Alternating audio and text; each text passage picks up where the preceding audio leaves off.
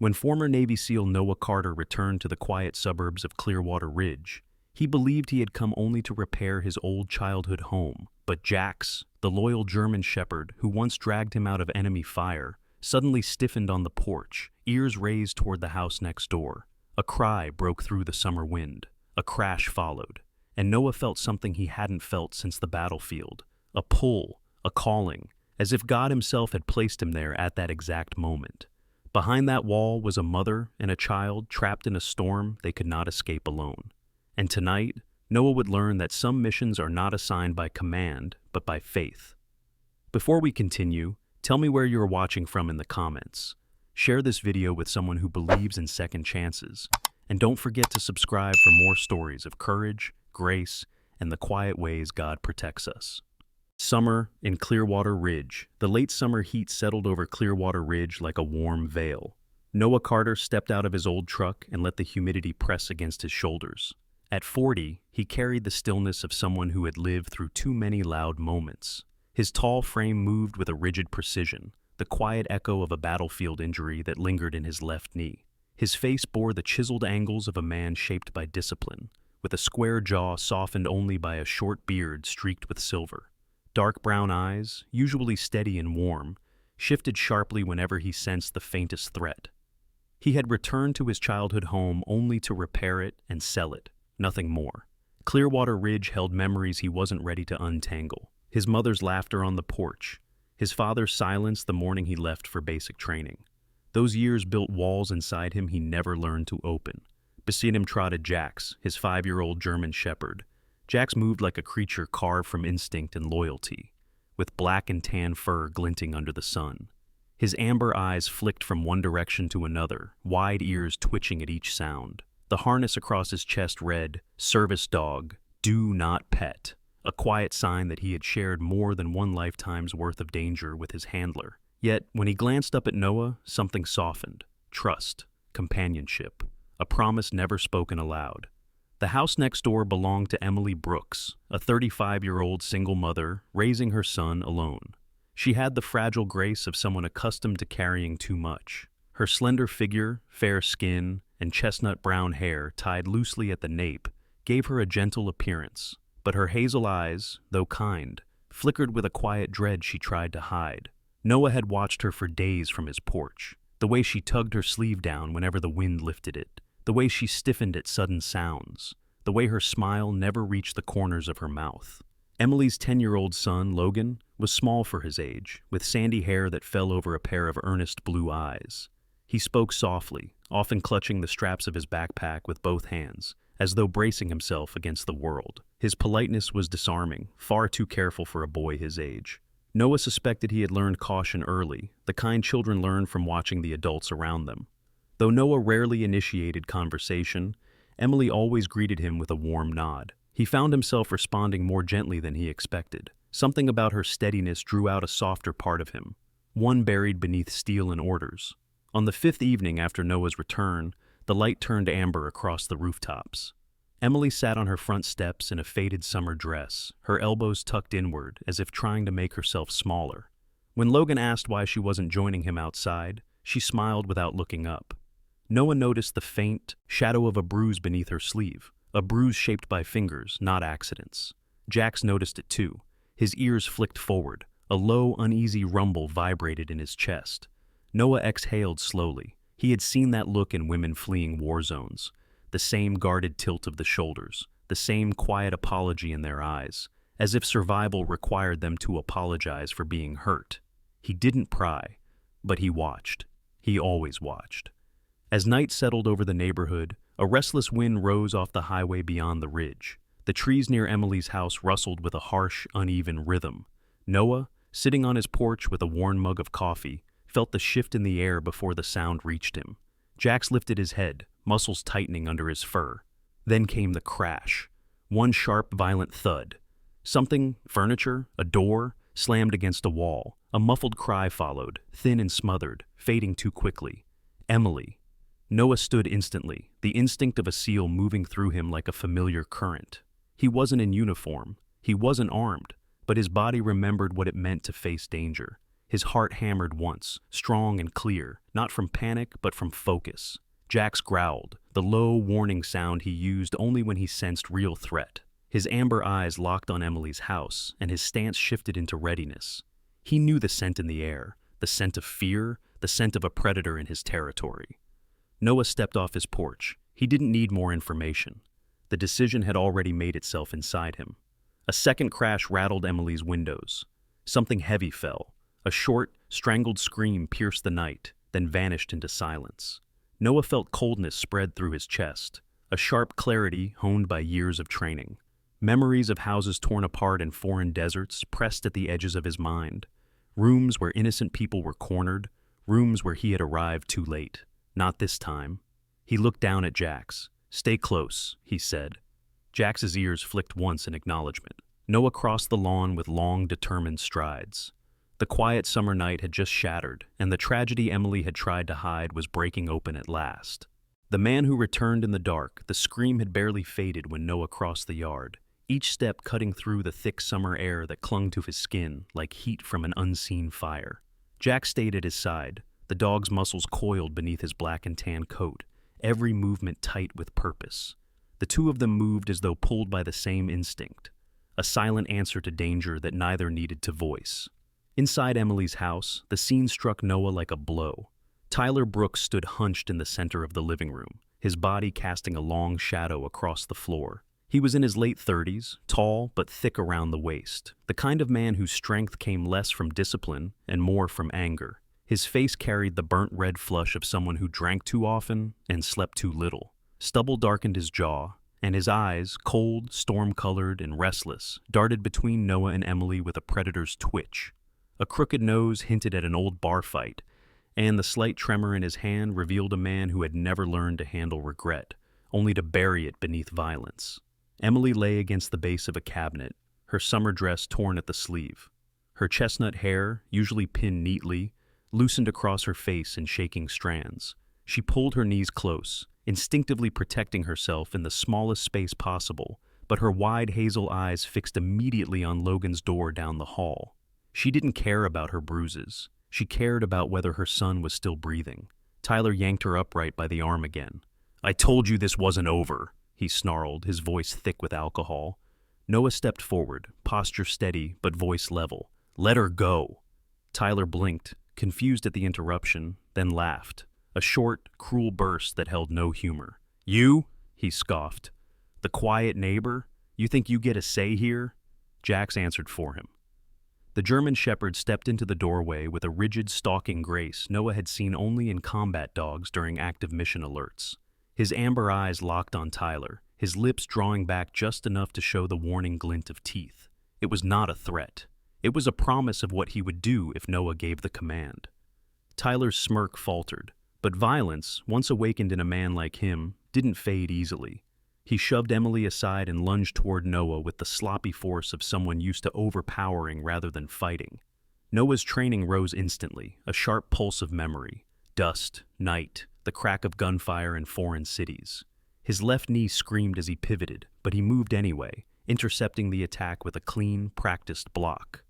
Tyler swung again. This time Noah caught his wrist, twisting downward in a fast, decisive movement that sent the man stumbling. Rage flared in Tyler's eyes, the kind of rage born from years of blaming others for the wreckage he caused. Before Tyler could regain his balance, a small noise broke through the tension, a soft gasp from down the hallway. Logan. The boy's blue eyes peeked from the crack in the closet door, fear trembling through his small frame. His sandy hair clung damp to his forehead, and both hands covered his mouth to trap the sob that might give him away. His innocence made Tyler's violence feel even louder. "Stay back," Noah said quietly, his voice reaching the boy without echoing. Tyler followed the direction of Noah's gaze, and something dark lit in his expression, a twisted sense of ownership, a desire to punish. "No," Emily whispered, scrambling up despite the pain in her ribs. "Don't you touch him. Don't." Tyler lurched toward the hallway. He didn't get 3 steps. Jack sprang from the doorway with terrifying precision, landing between Tyler and the hall like a shield of living muscle. The dog's bark exploded through the room, a single commanding blast that shook dust from the ceiling fan. Tyler froze. Sweat beaded along his brow.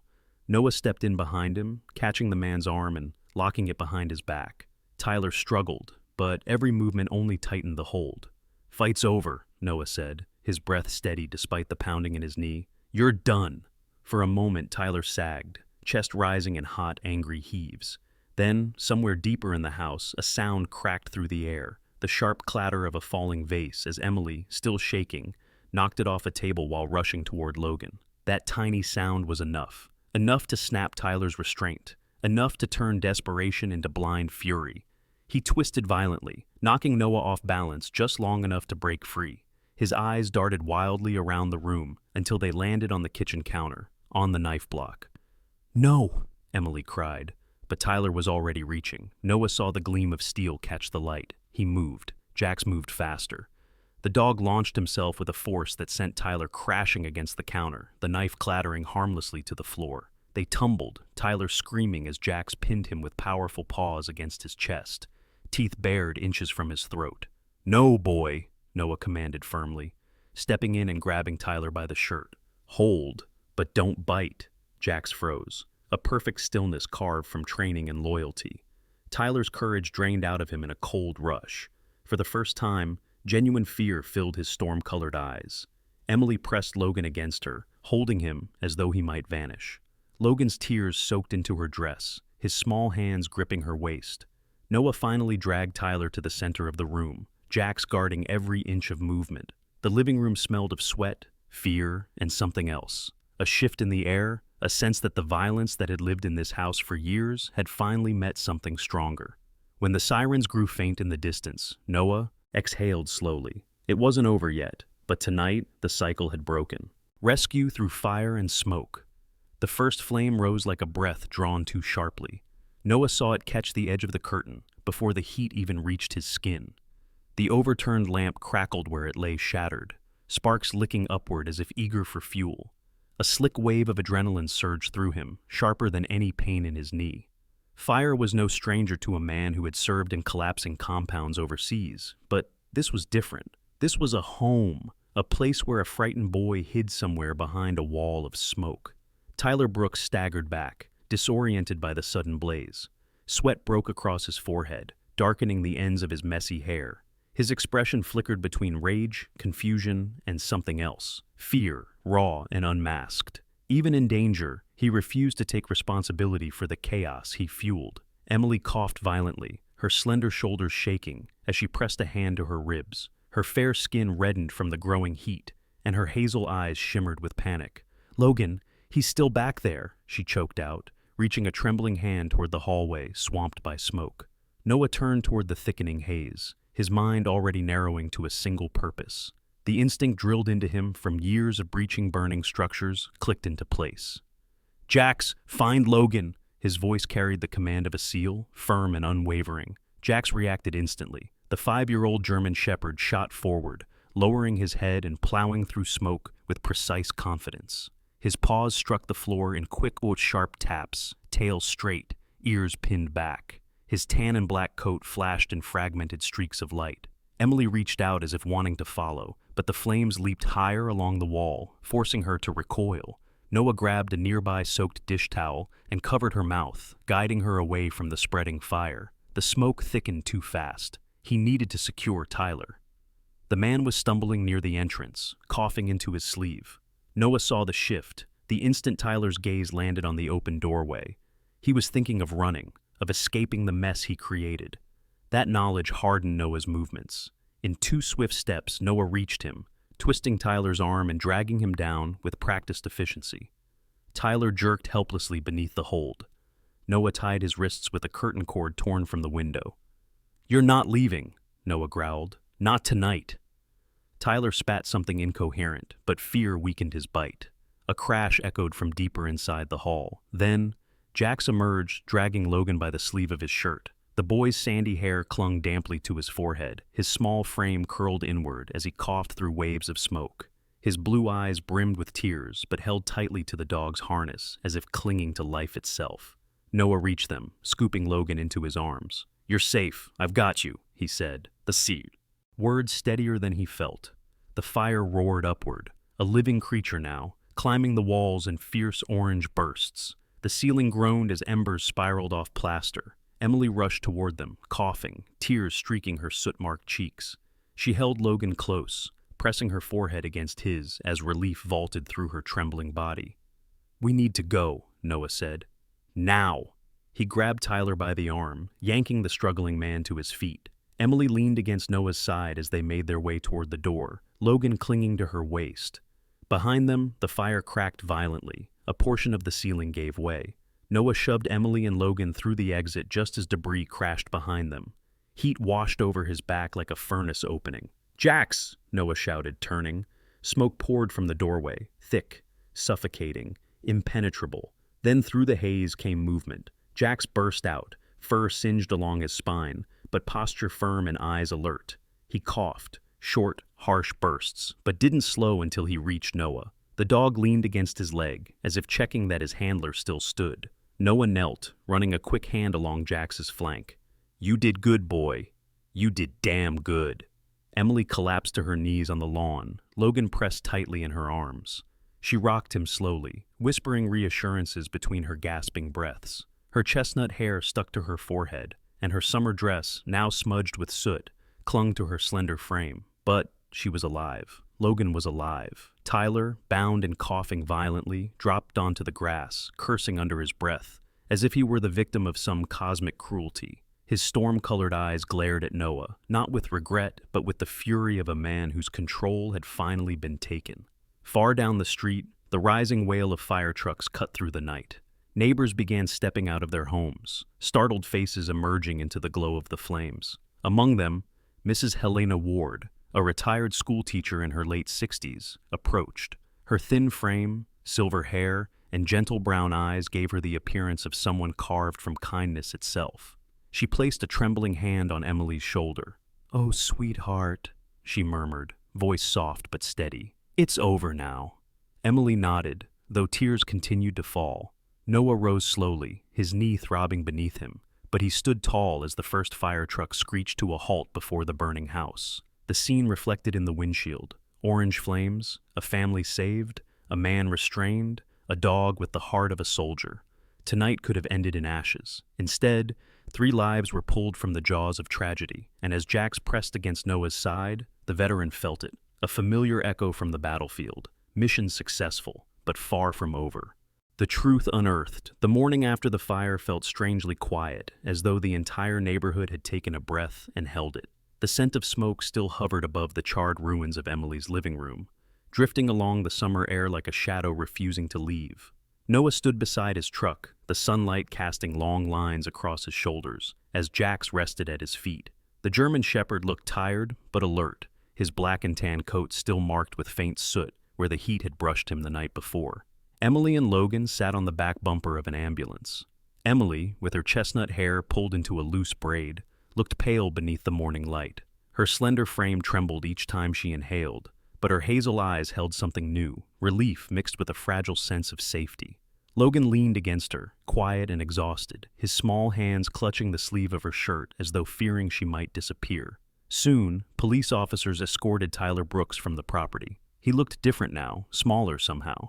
His broad figure hunched forward, wrists cuffed behind him, storm-colored eyes avoiding the crowd. The previous night's drunken rage had drained from his features, leaving behind a hollow shell of a man who had spent years believing he could not be touched. His jaw, thick with unshaven stubble, clenched as he passed Noah, but the former SEAL did not flinch. At the Clearwater Ridge Police Department, the truth began to unravel. Inside a small interview room, Emily sat across from Detective Harold Granger, a man in his early 50s with a heavy-set frame and deep-set eyes. His graying hair was trimmed neatly, though the faint lines around his mouth suggested someone who had witnessed too many tragedies. He approached his work with a calm and patient demeanor, shaped by a career filled with families broken by violence. His voice remained gentle as he took Emily's statement. Emily clasped her hands in her lap, the faint bruises along her arms visible despite her best effort to hide them. Her voice shook at first, but she continued. She spoke of years trapped behind closed doors, of Tyler's threats, of the fear that reporting him would cost her custody of Logan. She explained the influence of Tyler's older brother, Charles Brooks, a councilman known for his polished public smile and carefully pressed suits. Charles had always been described as respectable, the kind of man who shook hands firmly and kept his lawn immaculate. But beneath his smooth exterior lived a ruthless instinct for protecting family reputation, even at the expense of others. When Emily mentioned Charles, Detective Granger's brow tightened. "I've heard his name before," he said quietly. "Too many times." Meanwhile, Noah sat in the lobby with Logan while officers filed reports nearby. The boy, small and pale, sat with his knees pulled to his chest, stroking the top of Jax's head. Jax sat calmly beside him, warm amber eyes watching the room. Logan's breathing eased with each soft exhale from the dog. "You were brave last night," Noah told him gently. Logan shook his head. "I was scared." "Being brave doesn't mean you weren't scared," Noah replied, leaning against the bench. "It means you didn't let fear decide what you did next." The boy seemed to think about that, his blue eyes drifting toward the doorway where his mother spoke with detectives. When Emily finished her statement, she stepped out into the lobby. Her gaze met Noah's, and for a moment she looked like someone who had surfaced from deep water, shaking, exhausted, but alive. "Thank you," she whispered. Noah offered a quiet nod. He didn't know how to respond. Gratitude always felt heavy when the cost was survival. But Emily's expression softened, and she gently rested a hand on Jax's head. The dog leaned into her touch, tail shifting in a slow, reassuring wag. In the days that followed, more truth surfaced. Tyler was charged with multiple offenses: assault, violation of restraining orders, endangerment of a child, and property destruction. His brother Charles attempted to intervene, arriving at the station in a crisp navy suit that matched his sharp demeanor. Charles Brooks, in his early 40s, stood tall with neatly combed black hair and a face sculpted by ambition. His smile never reached his eyes, cold gray eyes that scanned every room as though evaluating its worth. He spoke with a tone dripping with authority, demanding Tyler be released, insisting that everything had been a misunderstanding amplified by emotion. But this time, no one protected Tyler, not after the fire, not after the evidence, not after Noah's testimony. On the day of the preliminary hearing, the courtroom felt tense. Emily sat with Logan beside her, her hands folded tightly in her lap. Noah took the witness stand, recounting the events with the calm precision of a man accustomed to giving factual reports under duress. His voice remained even, never cruel, but undeniably firm. His detailed account dismantled every defense the Brooks family attempted to construct. Charles glared from across the room, jaw clenched, his polished image cracking at the edges. When the judge ruled in favor of removing Tyler's custody rights and granting Emily full protection for herself and Logan, the weight that left her chest was visible, her shoulders lowered, her breath steadied, her eyes finally free of the tension they had held for years. Later, outside the courthouse, the summer sun warmed the pavement. Emily turned toward Noah, tears shimmering but no longer shaped by fear. "I don't know how to repay you," she said softly. "You don't need to," Noah replied. "You and Logan deserve a life without fear. That's all this was about." Logan stepped forward, wrapping his arms around Noah's waist in a hesitant but sincere hug. Jax sat proudly, at Noah's feet, tail thumping once against the ground as though approving the moment. For the first time in a long season of shadows, Emily's smile reached her eyes, and the summer that had begun in fire began, quietly, to offer them something like hope. A new summer of peace. The late summer sun drifted low across Clearwater Ridge, spreading a warm gold over the quiet suburb. The fire-damaged house had been cleared away, leaving only the scent of sawdust and new beginnings. Children rode bicycles along the street again, and neighbors who once whispered now waved openly at Emily Brooks and her son. The air felt different, not lighter exactly, but steadier, as if the ground beneath everyone's feet had finally stopped shaking. Noah Carter stood on his porch with a toolbox at his side, checking the reinforcement brackets beneath the railing. His tall frame moved deliberately, the faded denim of his jeans brushing against the wood with each shift.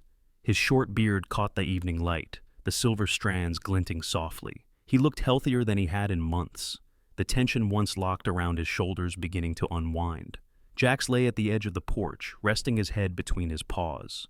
The 5-year-old German shepherd had regained his energy after the fire, though a narrow streak of singed fur along his back still reminded Noah of how close he had come to danger. Jax's amber eyes followed every movement on the lawn, alert, loyal, protective.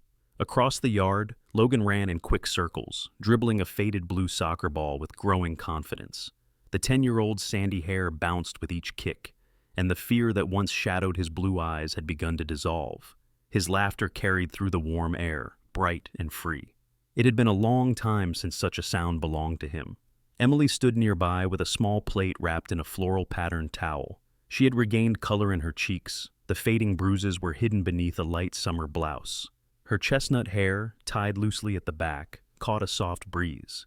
There was a calmness to her now, a quiet steadiness replacing the constant vigilance she had worn like armor for years.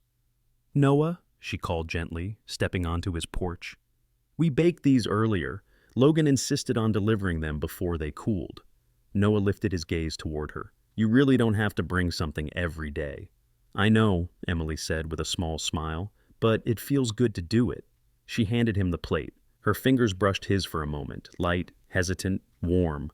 Noah felt something stir in his chest, something unfamiliar yet strangely welcome. Logan ran over, the ball under one arm. "Jax helped us too," he announced proudly. Jax lifted his head and thumped his tail twice, as if agreeing to his new role in the household baking process. Emily laughed, a soft sound that made the porch seem brighter. "He supervised, if that counts." Noah set the plate down, nodding toward the boy. "Jax seems to think he's your full-time bodyguard now." Logan shrugged, as if this were the most natural thing in the world. "He is." Jax stood, walked to Logan's side, and leaned gently against him. The bond the two had formed in the aftermath of fire and fear had grown into something steady and unspoken. Logan trusted Jax not only with safety, but with pieces of childhood he had nearly lost. As the sun lowered, casting long shadows across the grass, Emily stepped closer to Noah. Her voice quieted, softened by sincerity. "You didn't just save us," she said. "You saved a future we never thought we could have." Noah looked at her, unsure how to respond. Words had always been more difficult than action for him. Years of military service had trained him to stay calm in chaos, but left him unprepared for tenderness. "I only did what anyone should have done," he said quietly. Emily shook her head. "No, you did what no one else ever dared to do." Noah felt his throat tighten. He glanced toward Jax, who nudged his hand gently, the dog's warm breath grounding him. Jax had a strange way of sensing emotions, both in danger and in moments like this, when Noah needed to be reminded he wasn't alone. Logan called out from the yard, "Mom, watch this!" He kicked the soccer ball, and Jax bolted after it, tail high, barking once in delight. Emily watched them with soft eyes. "He's becoming himself again," she said. "Safe, happy." "That's because of you," Noah replied. "And because of you," she added. Silence settled between them, not heavy, but warm, a silence made of possibilities. In the distance, Mrs. Helena Ward stepped onto her porch, a gentle figure in a pale sweater. The elderly neighbor raised her hand in a small wave before sinking into her rocking chair. The lines on her face seemed softened, as though relief had erased some of the weight she once carried for Emily. Birds chattered from the telephone line, their voices weaving between the rhythm of cicadas. The street glowed beneath the final stretch of sunlight, the summer heat giving way to a cooler evening breeze. Emily touched the porch railing lightly, then looked back at Noah. "We're going to be okay," she said, her voice steady, no tremor left. "I really believe that now." Noah looked over the neighborhood, at the repaired fences, the children playing, the rebuilt hope. He had spent years believing peace was something reserved for other people. Tonight, it felt close enough to reach. He nodded. "Yeah, I think we will." As Logan chased Jax across the lawn, laughter ringing like a promise, Emily stepped down to join them. Noah watched her walk across the grass, lighter, freer, like a woman reclaiming her life after years of shadows. And for the first time in a long time, he felt something inside him open, a quiet, steady beginning, written in sunlight instead of fire. This summer had started in fear, but it was ending in peace. Sometimes the greatest miracles do not arrive in flashes of light. Sometimes they walk toward us quietly, on tired feet, with gentle hands, or in the steady heartbeat of a loyal dog who refuses to leave our side. In the everyday roads we travel, God often sends help long before we know we need it. A neighbor who knocks at the right moment, a stranger who chooses kindness, a friend who listens, or a courage we did not know we had until the storm came. Noah, Emily, Logan, and Jax remind us of something timeless. When darkness presses too close, God never lets us face it alone. There is always a light He places in our path, sometimes in the shape of a soldier who still believes in doing good, sometimes in the shape of a child's hope, and sometimes in the shape of a loyal companion who leads us back toward peace. If this story touched your heart, I invite you to share it with someone who might need a reminder that hope is still alive. Write a comment below and tell us where you're watching from. Your voice may comfort someone far away, and if you haven't yet, please subscribe to stay with us for more stories of grace, courage, and healing. May God bless you, and may His protection rest gently over you and everyone you love, today and every day. Amen.